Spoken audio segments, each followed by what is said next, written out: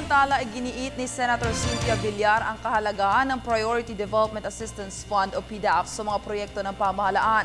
Ayon kay Senadora, malaki ang tulong ng PDAF sa mga proyekto sa edukasyon, medisina, agrikultura at maging sa proyektong pangkalikasan. Para sa detalye, balitaan mo kami Noel Perfecto. Sa kanyang pakikihirap sa mga batikang mamamahayag ng regular na bulong-pulungan sa kilalang hotel sa PICC Complex, ipinamalas ni Senadora Cynthia Villar ang kanyang kalungkutan at dismaya sa pagkawala ng PDAF o Priority of Development Assistance Fund dahil ito aniya ang kanyang pinaguhugutan na malaking tulong para sa mga constituents niyang matitindi ang karamdaman. Ipinaliwanag ni Senator Villar sa host ng Media Forum ang kahalagahan ng tulong pinansyal na binibigay ng PDAF lamang sa mga taga-Parañaque kundi sa lahat namang umaasa sa biyayang pang-edukasyon, medisinal at programang pang-agraryo at kalikasan. I plan na I can help people do their livelihood with, I can buy equipment from my PDAF, but I cannot do that now. So I have to gumawa ng bagong strategy.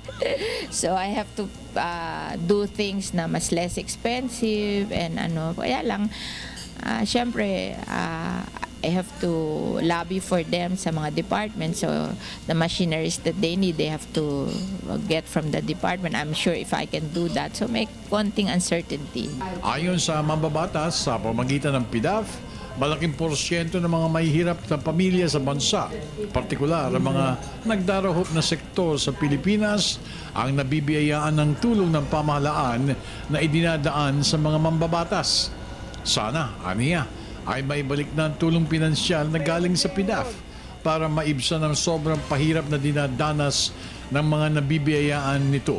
Sa akin kasi because of my livelihood, parang hindi ko masyado maitutuloy as I wanted it. Yun lang. But otherwise, if that's the wish of the people, then we follow.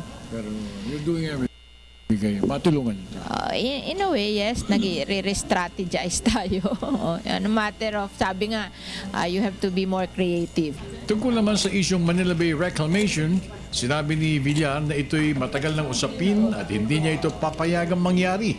At kanyang patuloy ipagtatanggol ang preservation of coastline ng naturang Bay Area kahit saan pa humantong ang nasabing usapin. Matagal na yan, but ako, I've always say that if you have an advocacy, then fight for it in the best way you can. Of course, you cannot predict if you will win or lose, but at least you fought for it, di ba?